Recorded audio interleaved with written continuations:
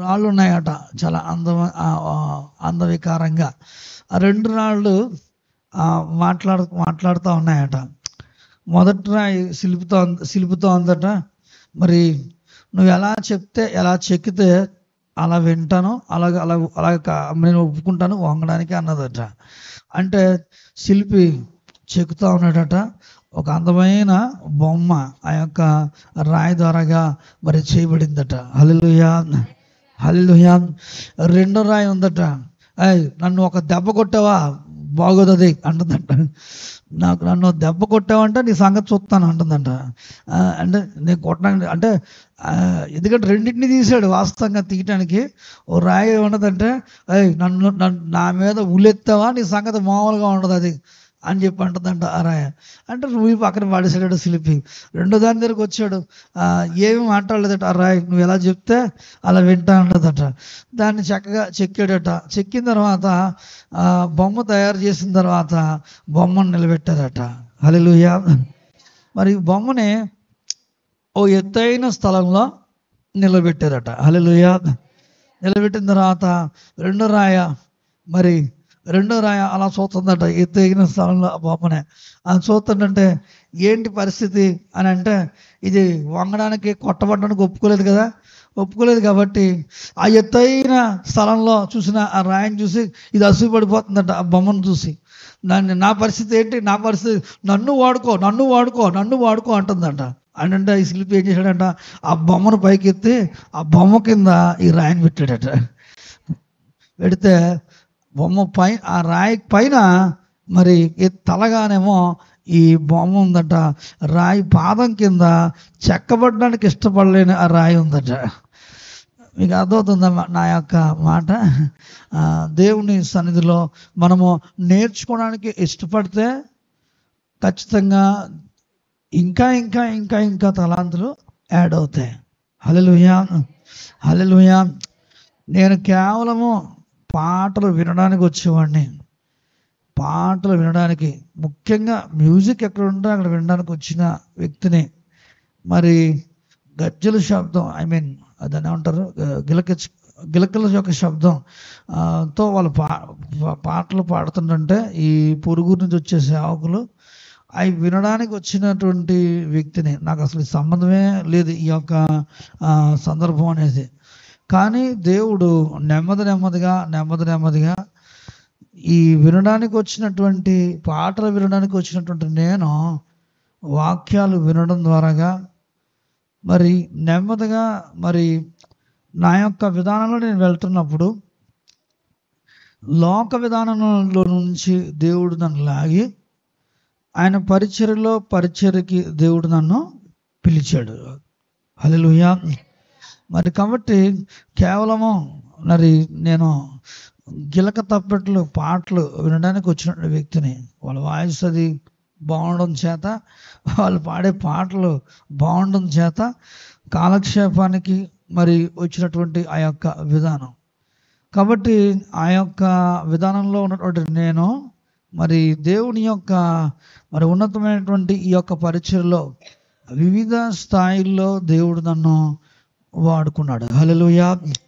నా ఆసక్తిని బట్టి, నా యొక్క అడుగులను బట్టి దేవుడు వివిధ స్థాయిలో సమకూర్చేవాడిగా, మరి పెద్దగా, అసిస్టెంట్ పాస్టర్గా, మరి అనేక మీకు ఇప్పుడు చెప్తున్నాను కానీ అనేక స్థాయిల్లో నేను వర్క్ చేశాను. సహకారిగా మరి అన్ని విషయాల్లో కూడా నేను వర్క్ చేయడం జరిగింది. ప్రతి స్థాయిలో కూడా దాదాపు నా క్రైస్తవ ప్రస్థానం చూసుకుంటే దాదాపుగా మరి నాకు తెలిసినంత ఊహ తెలిసి మరి 29 సంవత్సరాలు, మరి దాదాపుగా 29 సంవత్సరాలుగా నేను ఈ మార్గంలో నాకు ఊహ తెలిసి 13-14 సంవత్సరాల వయసులో నాకు బైబిల్ చేతికి దొరికింది. మరి బ్రైలీ బైబిల్.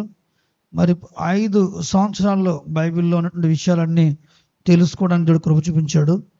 మరి ఆ తర్వాత ఒక 2 సంవత్సరాలకే, 5 సంవత్సరాల్లో ఒక 2 సంవత్సరాలకే సౌండ్ సిస్టమ్ ఆపరేటింగ్ చేయడం నేర్చుకున్నాను.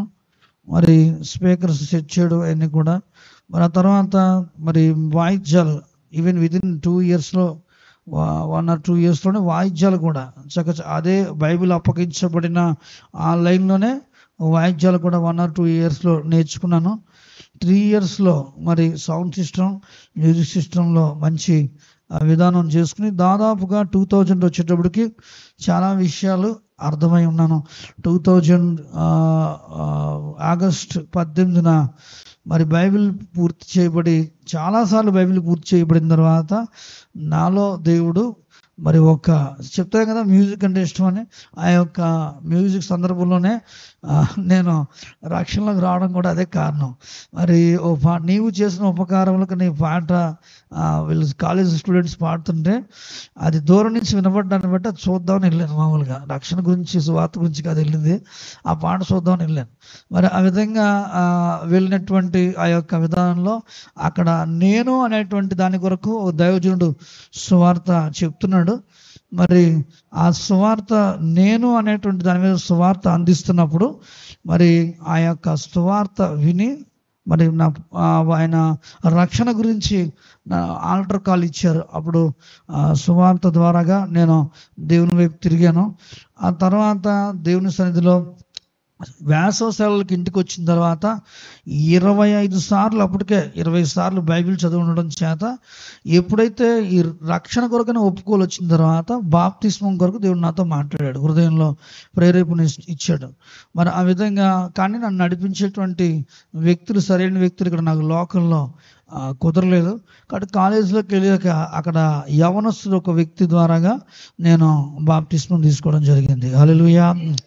మరి ఆ విధంగా రక్షణ మార్గంలోకి వచ్చిన తర్వాత ఆశీర్వాదాల కోసం వచ్చిన వ్యక్తిని కాదు, బైబిల్ ముఖం మీద చెప్పేవాడిని, మీరు ముఖం మీద మాట్లాడేవాడిని. ఏమంటే నేను ఆశీర్వాదం కోసం బాప్తిస్మం తీసుకోవట్లేదు, యేసయ్య మన కొరకు అన్నీ చేశాడు కదా, మనం చేసేది ఉంది ఆయన కొరకు అనేవాడిని, మనం ఆయన కొరకు చేసేది ఉంది అనేవాడిని. అంత ఆ విధానంగా ఉండదు. మన కొరకు ఆయన అన్ని చేస్తాడు, ఇప్పుడు మనం ఆయన కొరకు చేసేది ఉంది. కాబట్టి ఆ ఉద్దేశంతో దేవుని మార్గాల్లోకి వస్తున్నాం. ఆశీర్వాదం కోసం మాత్రం కాదు, దేవుడు నాకు అన్నీ ఇచ్చాడని చెప్పాను. దేవుడు నాకు అన్నీ ఇచ్చాడు, నాకు అంతా బాగానే ఉంది. నేను ఏదైనా దేవుడిని నమ్ముకుని మరి దేవుని మార్గాల్లోకి వచ్చానంటే ఈ మార్గం కొరకు ఏదైనా చెయ్యాలి. ఎక్కువ నేను చూసింది ఏంటంటే దేవుని యొక్క ఆ యొక్క ప్రేమని చులకన చేసి ఇష్టానుసారంగా ఉండే వ్యక్తులను చూస్తే చాలా కోపం వచ్చేసింది నాకు. వాళ్ళని చూస్తే వాళ్ళ మీద యుద్ధం ప్రకటించడానికి నేను దేవుని మార్గాల్లోకి వచ్చాను. అసలు నా ఉద్దేశం ఎవడైతే విచ్చలడితనంగా ఉన్నాడో వాళ్ళని సరైన రైట్లో పెట్టాలి అనేటువంటి ఒక ఉద్దేశంతో దేవుని మార్గాల్లోకి వచ్చాను. అసలు మామూలుగా వాస్తవంగా నాకు దేవుని మార్గాల్లోకి వచ్చిన కారణం అది, ఫస్ట్ థీమ్ అది. కాబట్టి ఆ తర్వాత కొన్ని విషయాలు వరుస కొన్ని విషయాలు అలా వరుసన దాని కొరకు ఏం కావాలి, శక్తి కావాలి. కాబట్టి 40 రోజులు ఉపవాస ప్రార్థన చేశాను. అంటే ఇలా ఉండేది అనమాట, తీవ్రవాద భావాలు అంటారు కదా అట్లాగా. మరి కాబట్టి అందుకోసం 40 రోజులు ఉపవాస ప్రార్థన చేశాను. ఏంటంటే ఎదురుకుండా ఎవరో మాట్లాడడానికి సరిపోకూడదు ఆ యొక్క విధానం అనమాట. అంత విపరీతంగా ఉండేది. ఎక్కువగా దాని కొరకే ప్రార్థన, దాని నిమిత్తమే ఎక్కువగా ప్రయాణం అనమాట. కాబట్టి ఏదేమైనప్పటికీ కూడా ఈ మాటలు ఎందుకు ఇక్కడ చెప్తున్నానంటే మరి ఇప్పుడంతా చాలా జాగ్రత్తగా సాత్వికంగా మీతో మీరు మాట్లాడడం గల కారణం ఏంటంటే ప్రభు ప్రేమను గురించి కొన్ని విషయాలు తెలియపరచబడి తర్వాత కొన్ని విషయాలు దేవుని ప్రేమలో ఉన్నటువంటి ఆ యొక్క గొప్పతనం గురించి, ఆ లోతులు గురించి ఇంకా తెలుసుకున్న తర్వాత మరి ఆ యొక్క విధానాలన్నీ కూడా మరి అట్లా ఉంచి దేవుని ప్రేమలో ఇంకా అభివృద్ధి పొందాలనే విధానంలో కొన్ని విషయాల్లో కొన్ని మార్పులు చేసుకుని మరి యొక్క మార్గాల్లో కొనసాగుతూ ఉన్నాం. ఇక్కడ ఎందుకు ఈ మాట నేను చెప్తున్నానంటే దేవుని సన్నిధిలో ఏదైనా పర్ఫెక్ట్గా జరగాలి అనేటువంటి ఒక భావన కలిగినటువంటి వ్యక్తులుగా, భావాల్లో నుంచి వచ్చిన వ్యక్తులుగా ఉన్నాం మేము మొట్టమొదట. కాబట్టి దేవుని బిడ్డలుగా మరి ఈ స్థలాల్లో అలాంటి భావాలతో ట్రైనప్ అయి ఇక్కడికి వచ్చి సేవా పరిచయం చేయడం అని అంటే నేను ఎన్ని విషయాల్లో మరి వెనక్కి వచ్చామో, ఎన్ని విషయాలు తగ్గించుకున్నామో మీకు అర్థమవుతుంది మరి ఆ యొక్క విషయాలను బట్టి. కాబట్టి దేవుని సన్నిధిలో నేను చెప్పే మాట ఏంటంటే, ఎందుకంటే మాకు సంఘం ఉంది, సహవాసం ఉంది, కాపరికి సందర్భానికి ఏం కొద్దువేం లేదు మరి. కాబట్టి అన్నీ ఉండగా వేరేగా ఈ మార్గం ఎంచుకోవడానికి కారణం ఇది. ఈ సబ్జెక్ట్లో మేము మరి మార్గాల్లోకి రావడం జరిగింది. కాబట్టి నేనైతే ఎవరు ఎలా వచ్చినా నాకు అదంతా అనవసరం. నేను వచ్చినటువంటి పద్ధతి అయితే ఇది, ఈ ఉద్దేశంగా దేవుని మార్గాల్లోకి వచ్చాం. అయితే ఉద్దేశం ఎలాంటిదైనప్పటికీ కూడా దానికి దానికి చూడండి, ఉద్యమం అంటారు కదా, ఉద్యమానికి నమ్మకస్తులు ఉండాలి. కానీ లోకంలో మనకున్నంత ఆ యొక్క విధానము మా చుట్టూ ఉన్న వాళ్ళు లేదు. హల్లెలూయా, హల్లెలూయా. మనకున్నటువంటి ఆ యొక్క విధానము మాతో పాటు ఉన్న వాళ్ళు లేదు.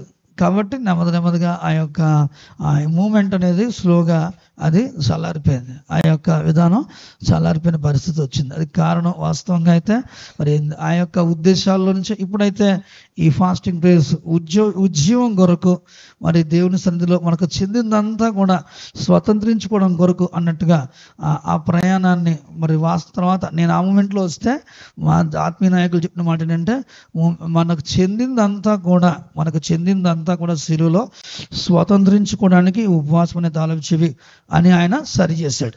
హల్లెలూయా. మనకు చెందిందంతా కూడా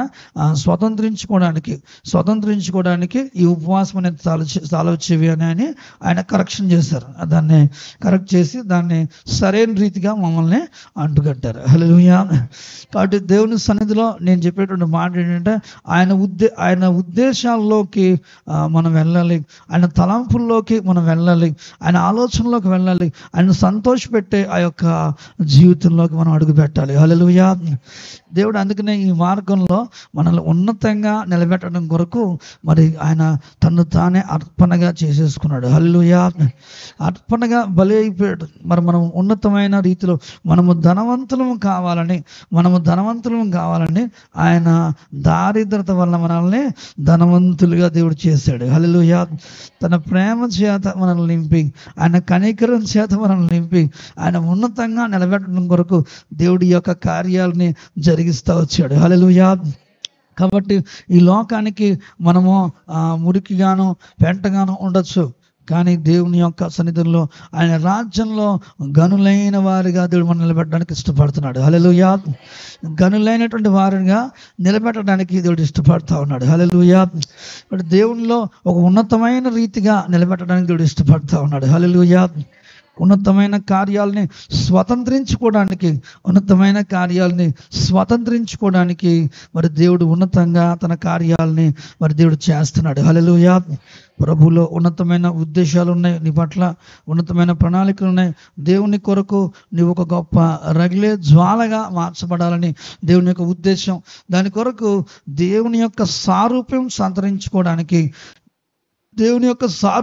సంతరించుకోవడానికి కొలస్సీ 3:12 మూలవాక్యంలోకి వస్తున్నాం. ఆయన స్వభావాన్ని మనం ధరించుకోవాలి. హల్లెలూయా.